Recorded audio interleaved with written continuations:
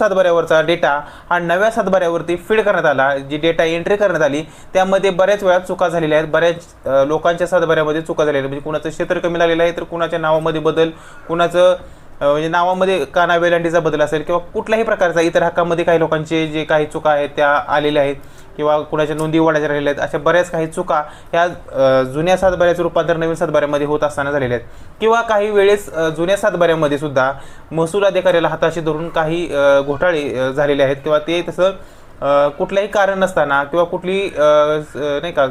legal